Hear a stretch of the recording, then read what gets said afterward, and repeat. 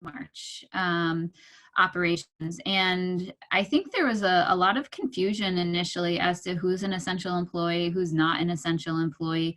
We didn't really have that clearly laid out. And then, at least in New York State, the governor kept stepping in and saying, basically, no, we need more essential. You need more people, or fewer people need to be essential. You need to really get down to that critical infrastructure. And so right now, really the main people who are on site working are our police, our fire, so our public safety, and then some folks from our water department and some folks from our public works department. However, from a work from home standpoint, at this point in time, we haven't actually conducted any furloughs. We think that furloughs could be coming, I would imagine, probably in the next week or so. But one thing that we have been doing is trying to figure out if there are employees who are working from home or who have been sent home who don't have tasks to do, how do we redeploy them to other departments? So for example, my department has adopted 4 new members this week that we get to kind of redeploy and welcome into our family. And so that was kind of an interesting thing to do. We had a web call this week to bring on a couple more people into our innovation function, and that was it was great. But that's kind of where we are right now. But again, it's kind of a very evolving situation. I think actually next week, some public works employees are going to get to come back. But like I said, I think also next week, some folks will end up being furloughed as well. So that's our situation in Syracuse. I'll toss it over to folks down in Georgia.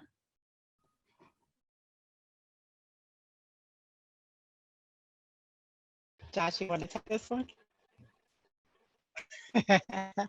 All right, Josh and I are not in the same office right now, and my name is Deborah Lonon. I am one of 2 assistant county managers for Athens-Clarke County. Josh is also an assistant county manager, and much like you, we also began truly responding to this pandemic middle of March, and we reduced our work services and offered to our community middle of March. And for up until about 3 weeks ago, maybe 2.5 weeks ago, Josh and I and our county manager, Blaine Williams, were all reporting daily.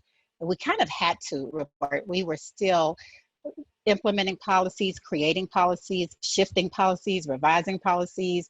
And it seemed for us that every time things seemed to be in place and it seemed that we could apply these newly devised policies, something changed, whether it was the federal definition of something or if the Department of Labor changed the requirement, or much like you, we did not and still have not really very well defined essential services or essential employees versus non-essential. And we live in a community that has high expectations of the government, and we aim to provide services that please all, but I'm sure we can all laugh about that, right? Pleasing every single person, especially in times like this. But we are constantly trying to tweak things. And Josh actually took the lead in revising many of our, or assisting our HR department with revisions, implementing ways to best protect our staff and employees. We haven't furloughed anyone. We wanted to keep everyone employed. We wanted to keep everyone gainfully employed, but we also have fiscal responsibilities, and it's been difficult, but I think we have been flexible and we pivoted well. You probably are aware that in Georgia, we started opening up some businesses. And so of course we had to pivot also to those needs and then respond. What is the government's position when the state has taken such a position? Josh? The crazy thing about this emergency response is it changes every 2 weeks what we're doing. I mean, we started very much emergency workers only, but as it's evolved and as our definition for essential has changed, we have a variety of employees reporting on site now. We also have seen, overnight, a third of our workforce went to teleworking, and we had no teleworking set up in advance. So thankfully, we had Jabber on the shelf and we had WebEx, and our IT department rolled it out really fast. But going rapidly to teleworking, and then that other group reporting on site and thinking about what that looks like. For a while, we were giving a lot of CV leave, so paying people not to work. So every pay period, we've come up with new strategies to think about how we bring people back safely to provide core services, because water bills and making sure we process payments are core service. And if we can't do that from home because we haven't invested in technology, we've got to figure out how to do it. We can't put that off forever. So we've had to come up with social distancing strategies. And what one would previously have considered non-essential is truly essential now. So yeah, I think that's a really good point. And I want to drill down a little bit onto what actually all three of you brought up as it relates really to employees and to motivation. Because I know one of the challenges when we're defining, no matter what our industry is, when you're sort of defining some people as essential and some people as non-essential, that you want to is essential. The question is where we need to be when we're doing it. And so I'm interested in, I've been thinking a lot about Daniel Pink's thesis in his book, Drive: The Truth About What Motivates Us. And he identifies 3 elements of motivation. Meaning and purpose is one, which I think that's kind of where it comes to that.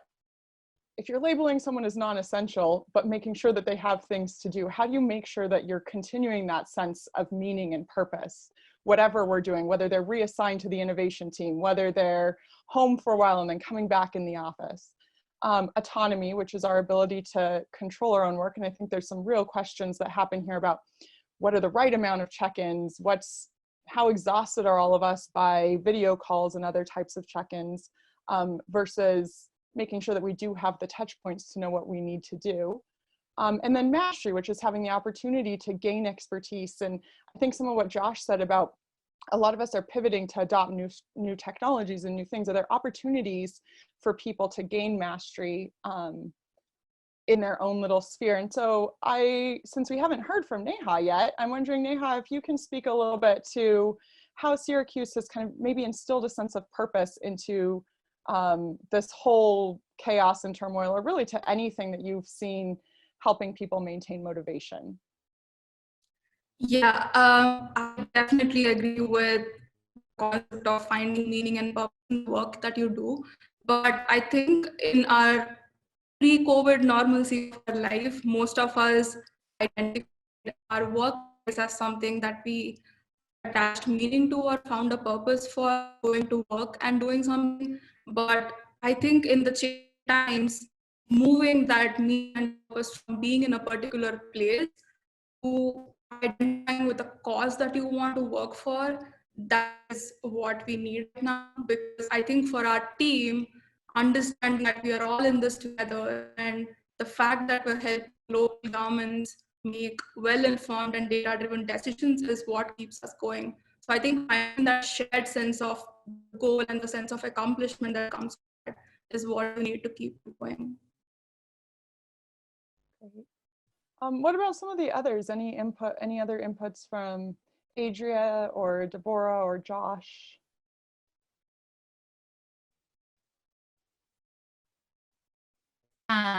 So autonomy is something that I found really interesting. So we have a smaller team, we're not a giant department in Syracuse, but check-ins have been really important to us for a variety of reasons. And I don't want to get too far ahead, but and talk too much about team building, but we actually really amped up and hired a lot of people to our team within the couple months leading up to COVID. So like starting in the new year, starting in December, I think we hired 1 person a month leading up to COVID. And then we had the most recent hire that we made, her first day was the day we sent everybody home. So building the sense of kind of trust is really important in ensuring that people have work that they can own. But tied to that is also the fact that a lot of us are home with families and to some degree have to figure out and schedule how much work we can do. And I know I have a toddler, and I only have one. Other people on my team have multiple children, and are dealing with homeschooling and all sorts of things. But that's actually been a factor that I think has helped us promote autonomy in the work. Just because where we might be doing more oversight historically, we don't have the time or the capacity to actually get that through right now. So instead we're saying, okay, you know, employee A, okay, employee B, take this and run with it and make it work. And so that's been a neat thing I've really seen my team evolve, mainly due to personal capacity restrictions. Mm-hmm. Mm-hmm. One thing that I think is interesting, I didn't think it is important to defining meaning and purpose. But we all kind of came back from spring break, which is early here in Georgia, because we had beautiful weather, in case you're thinking about moving anywhere. And for those of you getting snow up in the north recently. But we all came back from spring break, and all of a sudden we were having to redefine our structure of our organization. So I think I'll always keep this as a good memory, a fond memory, where Deborah and I and our county manager, Blaine Williams, and our emergency coordinator, we were literally like very far apart in this huge conference room, but we were using white paper to write out a new org chart for the whole organization. And we were creating groups, which are basically, like logistics, which is made up of people from a variety of departments who might have been telecommuting or can telecommute as part of their work, but are doing things that they would have never done before, running a state storeroom. And so creating that structure gave room for redefining meaning and purpose for a lot of our employees who are doing things they wouldn't typically have done. The idea of mastery too, where we've seen that, is we've seen employees' ideas come up on what they could do. A lot of this has been employee generated. And I think Deborah and I have examples we might share later, but it's been really encouraging to see employees who have different skill sets that could be used for one thing, but are being used for another. So one example is our wellness team. They're helping frontline employees who they typically help with wellness trainings, thinking about social distancing, talking with them about strategies, and then developing trainings for them to help them as they think about what it means to work in this environment. So they've got a skill set. It might not, they are doing Zoom wellness trainings, but they are also filling time with working with frontline employees and helping with those. Josh, I'm curious, as you've redeployed staff, or, you drop a new org chart and you say, oh, you're not doing this anymore, you're doing this other project now. Are people generally, have they been receptive to it? Have they been hesitant? How did that factor into like their motivation?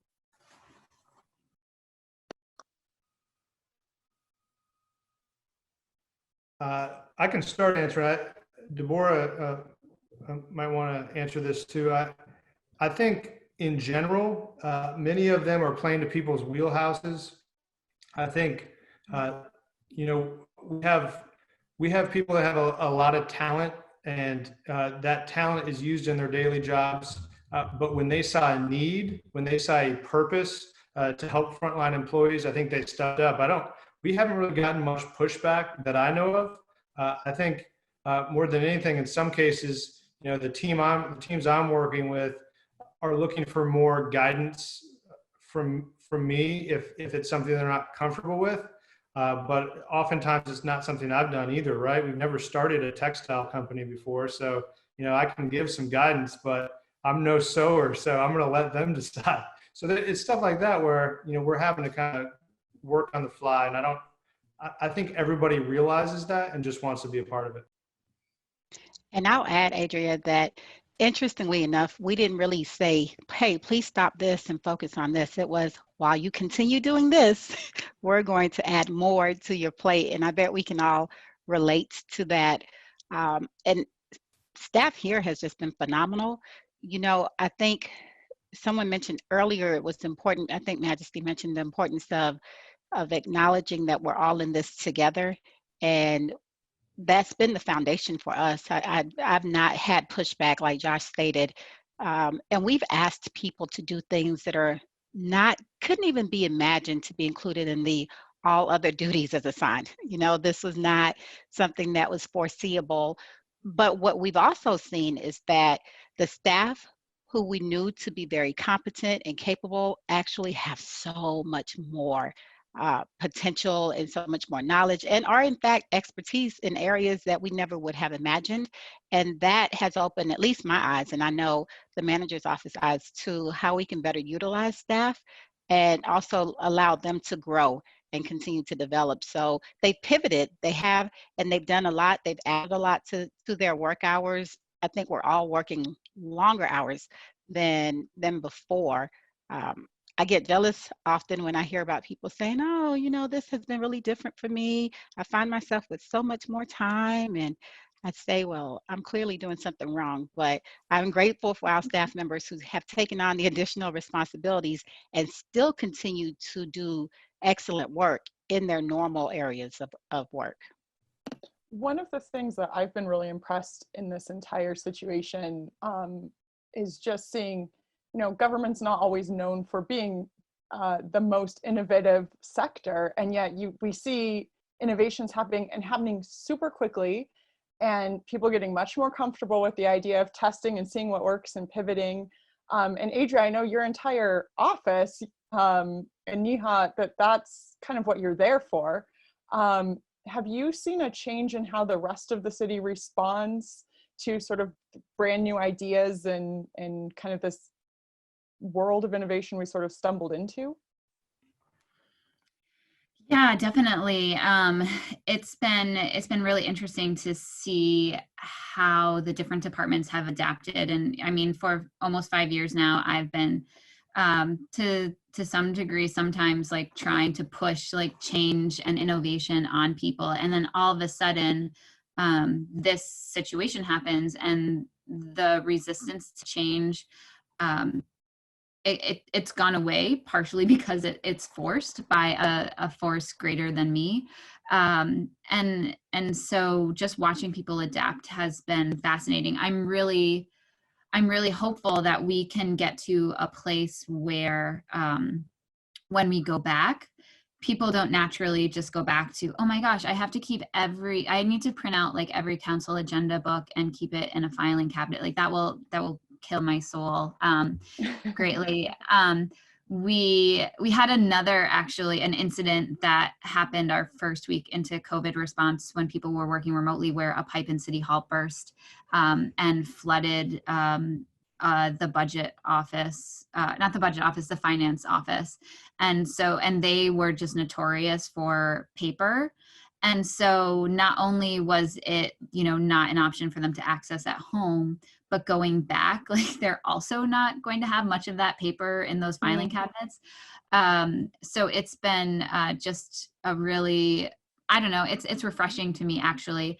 I'm going to toss it over to Neha, because one of the first things that Neha worked on was trainings and trying to build out this framework so that we could teach employees how to actually function at home. And I think that was really well received. We had more people on those trainings than have ever participated in a training before.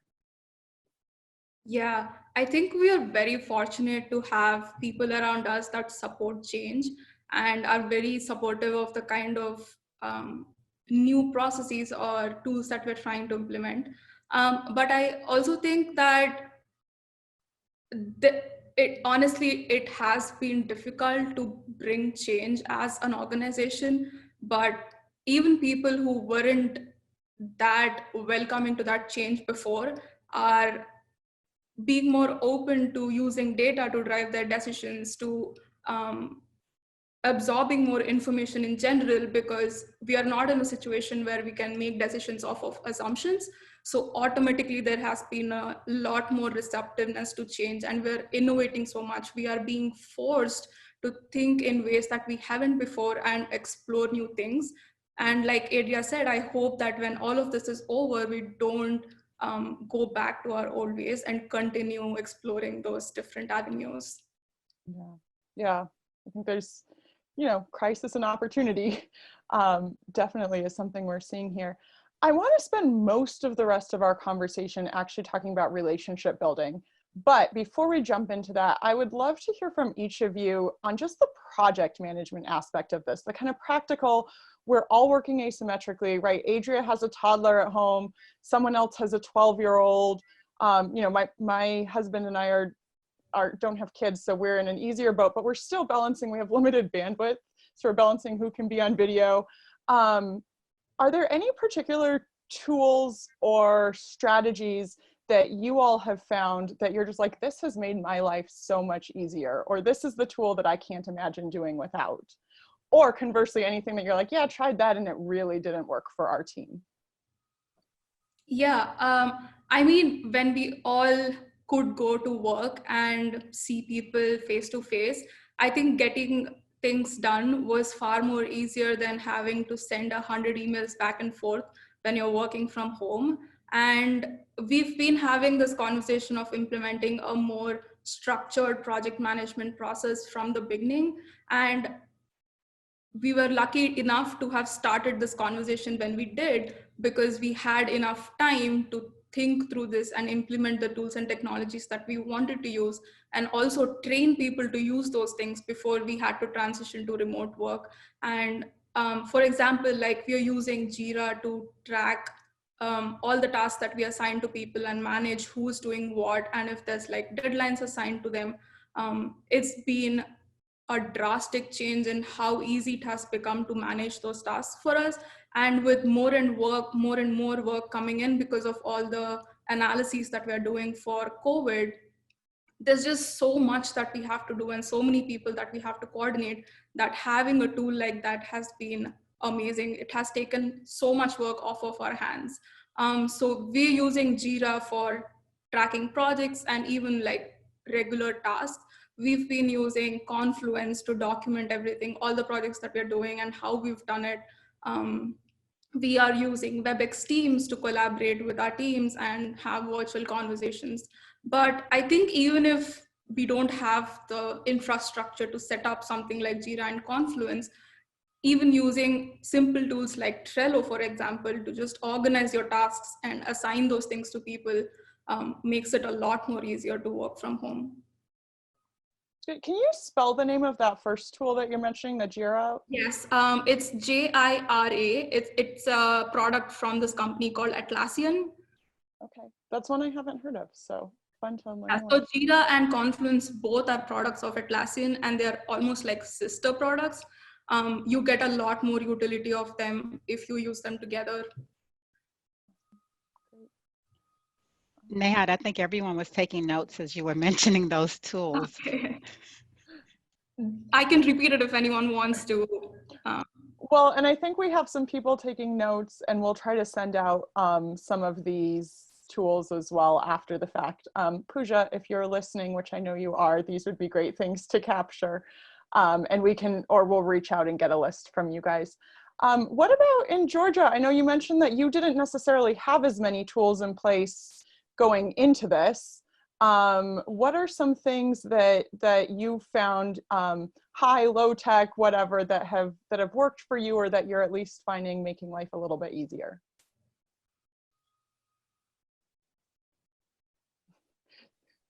I can see Deborah looking at Josh being. Well, I'm looking at Josh because this is like his biggest pet peeve. He's so annoyed at how lacking we are. So I know he's ready. Go ahead, Josh. Share with the people. I do think Deborah has seen a new side of me during this crisis, where I'm like, if only everybody had Kronos, I could figure out how many employees we have working today. There's simple things that we don't have at our disposal because of decisions made 12 years ago that none of us in the manager's office were a part of. And I think that's where we're trying to catalog all these lessons learned so that we can make sure we're prepared for this next time. So, to solve that, we had to create a spreadsheet, and directors have to update their daily numbers in a spreadsheet, right? So, thankfully, we have, one solution. We've got we've started to test SharePoint, but since we don't have that rollout capability, we're using Google Docs right now. So this is where I think we've used structure to account for technological kind of weakness points. And so we have, a number of groups that are reporting to each of us that hadn't existed before. And what we've done is we've scheduled calls with those groups, whether it be twice a week or 3 times a week.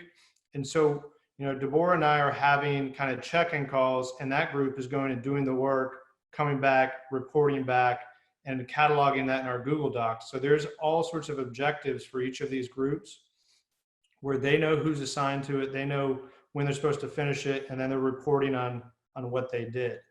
And so we've used Google Docs to kind of create that cadence. And then as a group, and this has changed over time too, Deborah and I and our county manager and our emergency community coordinator and our PIO, we've met at the beginning of every day and at the end of every day virtually. And so we're checking in and kind of looking across all the different pieces of the structure and making sure we're dotting I's and crossing T's, and then thinking about what we need to do tomorrow, right? So this week we just stopped meeting in the morning because we feel like we've set up a structure, it's working, we can meet once a day. But that cadence of meeting and talking about what we were doing one day and what needed to be done the next day, I think has helped make up for some of the technology weaknesses that we are now aware of and we need to fix. I think that's And if I can, oh yeah, jump in, go for it. I was just going to add that on the one hand, we're clearly lacking some technology, but on the other hand, the departments who actually have access all have different types of technology or different software. So we are trying to, one, access different resources, but then be consistent across the board as to what resources we're using so that they can be complementary, or at the very least, we can use them collaboratively within the government. One of my previous employers also utilized Kronos, and honestly, I thought everyone used Kronos, and I'd forgotten until Josh started talking about it lately that it used to be an everyday resource for me. So it is important for us to continue moving forward, but it's equally important that we make sure we're being compatible across the board, because it's also problematic to have so many different types of software that serve just bits and pieces of the needs. That's a really good point. I'm glad you raised that. And I'm glad you guys are on the call in particular, because I think there's probably a lot of people here who are like jotting down, Syracuse's list of resources, but also being like, but we're not there right now. So what can we be doing now? And I think even the simple things like picking up the phone, having the phone call, doing a Zoom conference, figuring out what the check-ins look, maybe you have to have more check-ins when you have less project management. But there are ways to continue to moving forward with what you have, and then strategically adding the new pieces, which I think is just it's really good to be able to kind of see both what can make it a lot easier and also how you function in the place that you are. I do want to transition and spend some time, Adria mentioned that you had an employee who started the day before you went home, and I know our own assistant director started the week before we went home. And so this idea of like, how do you actually build compatibility and teams has been really interesting. I think for many of us are realizing maybe how much we took for granted those informal interactions, right? I run into you in the hallway and we chat about your day. The things that aren't meetings, that aren't even check-ins, that are just conversations that let us know that the people that we're working with are also human beings, that we like each other. Sometimes maybe we don't like each other. And that looks very different right now. And I think at home, we can become very task-oriented, especially if we are busier, which Deborah, that certainly resonates with me, what you said about, hearing the people are like, I've been doing puzzles. I'm like, really? So I think sometimes we can, but there is a danger of becoming so focused on the task that we can lose the more human connection. And so I'm wondering if you all can share some ways that you've really built both the connection, the relationship, and employee well-being into this conversation during this time. Adria, I know you brought up the new employee, so why don't we start with you? Yeah, so I'll maybe talk about kind of the more structured stuff first, and then maybe some of the fluffier stuff that we've done as well. So one thing we did, and again, understanding that people could have check-in overload, is that we actually put some structure into this. And I see a lot of people chatting about Teams right now. We don't have Microsoft Teams, but we have WebEx Teams. And one thing we do is that each day, we're like by 9 o'clock, we ask people just to chat quickly in that and see if they're there. And we ask people to keep that open throughout the day. And it's helpful for kind of the management and checking in and making sure things are actually getting done, and people can provide you feedback if you need it. But it's also kind of been a tool where there's tons of like memes that get posted every day. And, you know, it's nice to have a little chuckle like that. In addition to that, we have a weekly team check-in where everybody's there. But rather than kind of go through that weekly meeting that we would normally have on site, we make sure that we spend at least the first like 15 or 20 minutes just asking people how they are personally, and making sure that they seem well and healthy and have everything that they need. So it's just spending more time talking to people like as people. And we've done things like people have brought we had to bring your pet to the check-in day, where everybody brought their pets. I don't have a pet, so I brought my son, and things like that. But one of the biggest things that has been important in our office as this ramped up was just really seeing how it impacted people differently. So I have one employee who has, or team member who has a couple of kids. Their husband's a firefighter. Their parents have some underlying health issues. And so they were actually very nervous and scared. And you could see that they just weren't acting normal because they were worried about their health. Other people, we have another employee who just moved to Syracuse from Maine, and they didn't know anybody, and they're an extrovert, and they were really struggling with the fact that they're going to be home in this, or like they're in this new place, and they don't really have anybody locally that they can connect with and talk to. And so right away we said that the most important thing to us right now, one of the most important things, is the well-being of our staff, and making sure that they and their family are healthy, both from a physical standpoint and from a mental standpoint. And so that's kind of always been the underlying theme in the work that we have done. And I think it was helpful to kind of lay that foundation immediately, just because it made people feel at ease. And the employee who has the 2 kids at home, whose husband is a firefighter, and so he's at the station a lot of the time, she knows that it's okay if there's chatter in the background or if her daughter hops on a call with us. That groundwork, I think, is really imperative for this. And then for the extrovert, their birthday is actually tomorrow, and they're really bummed that they don't have anybody to celebrate with. So we've organized what we're calling a scavenger hunt, and they're going to get clues that lead to every person on our team's house, and everybody will have like decorated their house and come out and at least wave to them. And so I think trying to think through and taking that time to think through that creative things, especially as a manager, is important right now, to add that element of fun. And the last thing I'll say is that I was on a department head call yesterday, and somebody chimed in and said that they never felt like they knew their coworkers as well as they do now. So the fact that like you see kids like running through the background, or you see what paint colors people have in their houses, it gives you a little peek into them. And I think that's really kind of helped to help us build relationships as well during this time. What about down in Georgia? Well, we are really committed to personal engagement and connection. Josh mentioned that we start our days with our emergency management team check-ins, and it used to be twice a day, every morning and every afternoon. And it was a way for at least the people that are leading and spearheading our other groups to touch base. And while we're gathering and sharing and analyzing data, we also touch base to make sure that we're doing well, right, with these additional responsibilities. And even though now that it's down to one, we still take time to kind of decompress, joke a little bit. I won't mention names, but certain people like dad jokes. And so there's a whole lot of sharing of dad jokes on those calls here lately. But we also have, prior to COVID, were having monthly or biweekly management team meetings.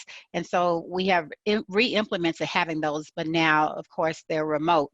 And again, the primary goal is to make sure all of our directors are aware of what's going on, that they have the information they need to be empowered and make the best decisions, protect their staff, protect themselves, and continue providing excellent customer service for residents. But it still is an opportunity to check in.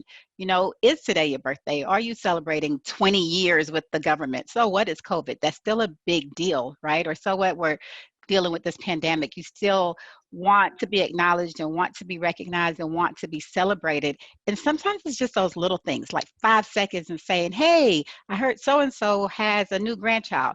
And it can be very, very uplifting. And I think they're more necessary now than ever. One of the departments that report to me is solid waste, and the solid waste director every day will use the radio system to randomly check on people, whether it's her truck drivers or the downtown crew as they're picking up trash, just to make sure that they're still well, that they're still connected. Those employees are actually like family. That particular department operates as if they are family. They know one another. They know anniversaries and birthdays. So it's important to them to stay connected. We have a ladies in leadership team here, and the majority of our directors are males, and so the women come together periodically, and we continue to meet. We had a Zoom celebration, but that's what we'll call it, a celebration last week. And I'll just say people were quite relaxed, very, very relaxed. But it was good to know that you can still let your hair down. It was after hours. Some people had beverages and they were even more relaxed. But it was after hours, they were home, and it was just good to decompress. I will tell you something we do really well. We collect data really well, and you use it, you analyze it, you make decisions based upon it, but we also remember the human side of this. So it's not just that X number of employees have been exposed or X number of employees have tested positive and they're in the hospital. I know I personally follow up, and I know that the management team, Josh Blaine and I, are committed, and I will make sure to know, how is that person doing? How's your family doing? And what if you don't have family and it's just you? No one can come visit you in the hospital anyway, but just a way of getting a message through to the person to know that you're still thought of. So those little things mean so much more right now, and we do try our best to engage in small and large ways. And Josh mentioned earlier our wellness activities and still staying connected. Yeah, I think that celebration, those kind of informal moments, even outside work time. I know one of the things that we've found helpful when we know that the conversation we're having is more of a check-in, it's not necessarily something we're going to need to take a ton of notes on, is moving to walking meetings, right? We'll use phone and just say, you know what, we all need to get exercise. Let's get away from the screen for a few minutes. Let's have this conversation.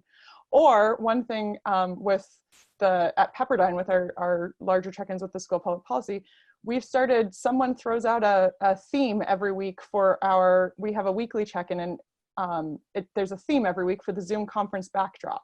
So we'll do movies, and everyone puts up a backdrop of their favorite movie or TV shows or vacation destinations. And to what Adria was saying, I mean, I like actually not always having the backdrops and being able to see people's homes too. But that's also a way of having that quick check-in of like, hey, why'd you choose that? Or where'd this go? So I think not missing the large and the small ways of reminding us that there are elements of fun in the workplace as well. And we don't have to give them up just because we're all in different places.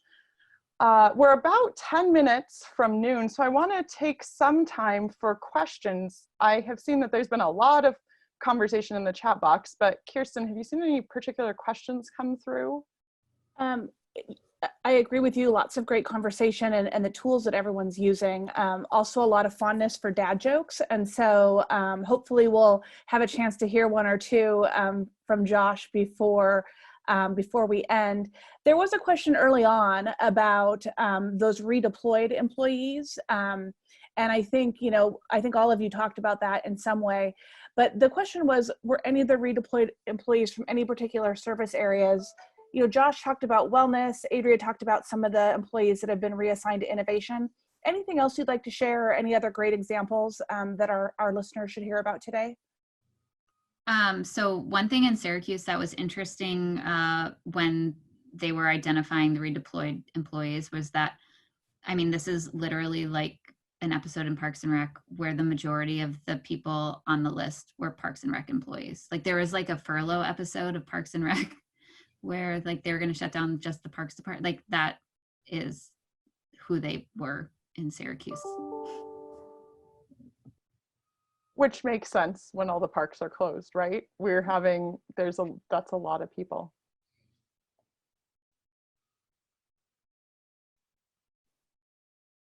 And then I think that was the only main question that was there. Like, again, I think more calls for dad jokes. But then as a reminder, if you have some questions from today's discussion, please drop them into that chat box and we'd love to answer them. And again, we'll be keeping a record of this chat and sharing that with you so you have a chance to look through these resources that your colleagues on this call are using.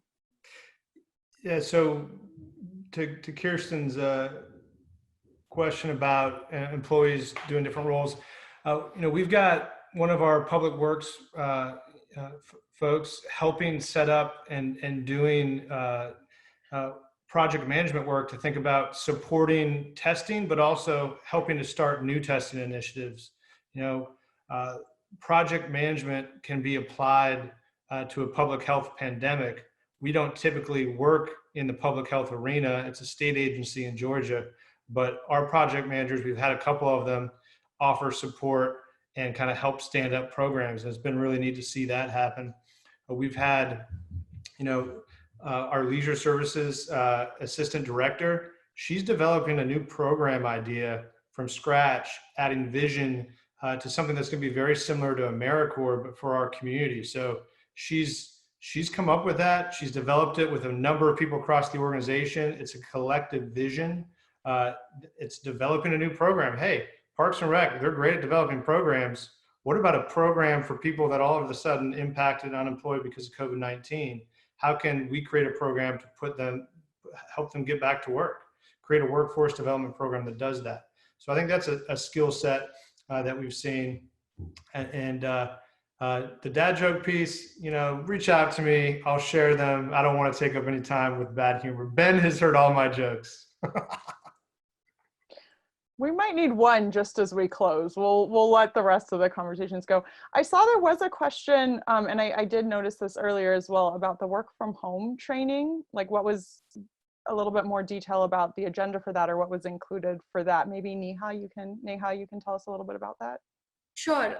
So when we transitioned to work from home and we were deploying WebEx teams, I think some of the trainings that we did where we built a sort of an FAQ document on how you can use Teams and what are the different integrations available in those tools. And we created this document and held WebEx seminars to teach people how they can fully use WebEx, and also sent out those documents along with it.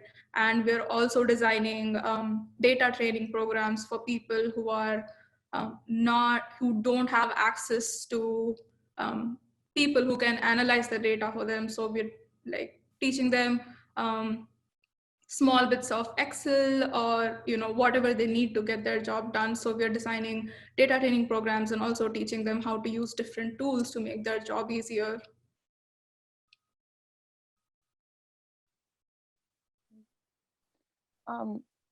Were there other questions in the chat box? Oh, I'm toggling back and forth. One of the questions that I saw was how, are there any ideas for how to engage, quote, grumpy staff members on team calls? So how do you engage the people who maybe have a bit of a harder time engaging in this environment? I found that it's usually helpful if you give people who either appear to not want to engage or maybe just have a difficult time engaging, give them specific tasks, something meaningful, but something that requires focus and there's a timeline attached to it and the expectation that you will in fact report back to the group. And many times that encourages people to start opening up. They'll find that people are receptive to their ideas, that people value their input many times. Not always, but at least it's a way to start and try to engage people, and other people just simply don't want to engage and you can't make them. But we all do have to carry part of our load. And so in times like this, I don't know that it's optional. I think expectations are expectations and there has to be accountability and just making sure each person knows here's what's expected of you and you must report out, or whatever the responsibility is, you need to fulfill it.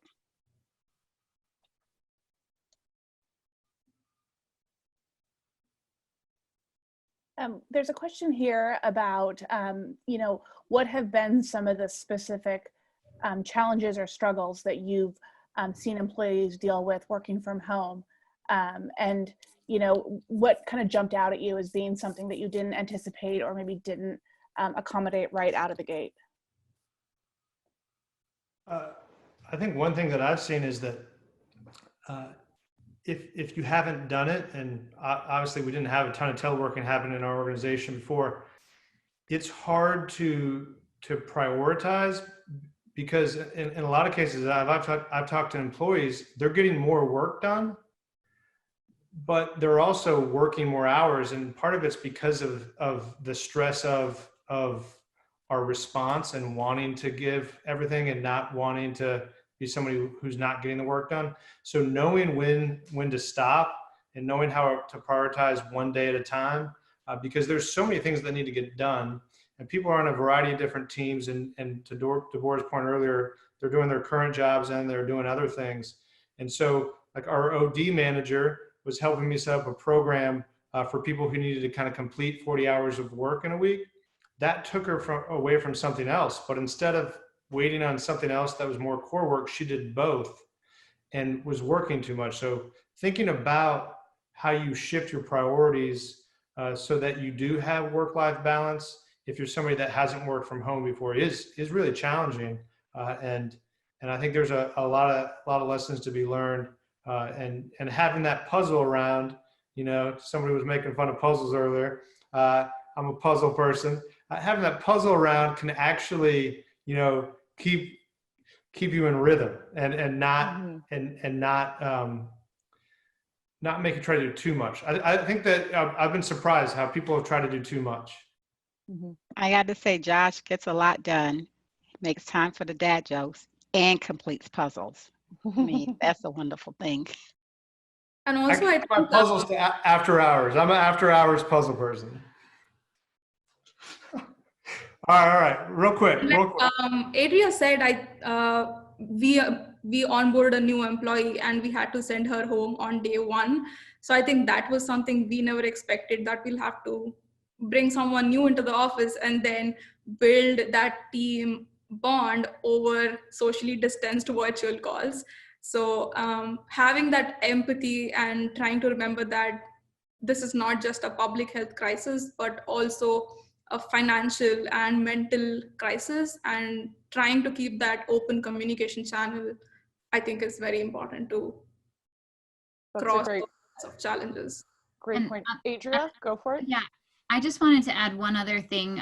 This isn't done, but we are actively working on it right now. We're actually filming some YouTube videos that hopefully will encourage. We do innovation trainings in Syracuse every quarter, and we're hoping that these videos people will find relevant and watch them now, and then maybe come to our innovation trainings later, where we're doing one like how to organize your workspace, and we're teaching like the 6S tool that we use for our innovation training, or how to track the work that you're getting done, and we're teaching people how to build production boards for their own work. So we're trying to at least like now just identify those needs, and then we're going to be building short, 5-minute videos that will hopefully be fun that people will watch, and then hopefully it'll drum up some business for us later too. Will you send us the links once you're done?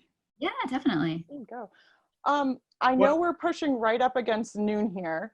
I want to address just one more question that I saw pop up in the chat box, and I know that this doesn't actually apply to any of the people on this call, about keeping people on admin leave engaged, because some cities do have people on admin leave, some of you may. And I would just say, and I will take the moderator's prerogative of just answering this question quickly. I think that really making sure they're included in those informal touch-ins, in the kind of touchy-feely things, whether it's calling, emailing, inviting them to those after-hour celebrations with or without a beverage, and those types of things. If there's a virtual lunch gathering, just making sure that they have the opportunity. Obviously, it's not an assignment, but inviting them to be part of that. We are right at noon. We will send out information. We have more webinars. I know ELGL has more webinars scheduled. We have 2 more scheduled in this series with ELGL. Kirsten, I want to invite you to make any wrap-up comments. And Josh, I want you to stay on for anyone who can stay on and hear that last dad joke before we end the meeting. Well, I think he dropped it in the chat, but I think hearing it live would be great too.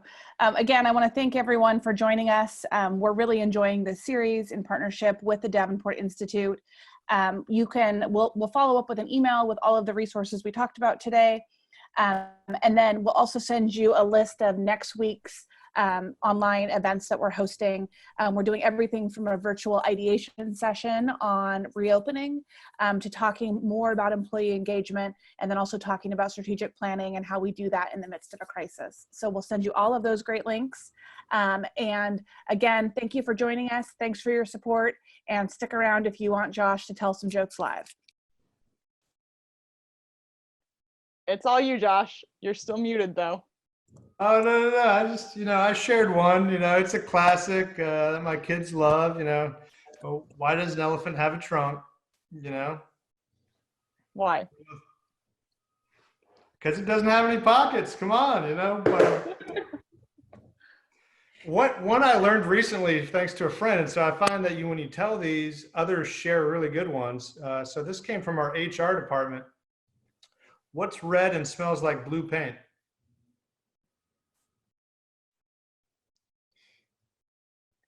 Red paint. I think Ben just fell out of his chair in laughter. He turned off his video. So He did. He really was laughing so hard. That's all I got. But good to see everybody. Awesome. Bye, everyone. It was nice meeting you all, or seeing these new faces.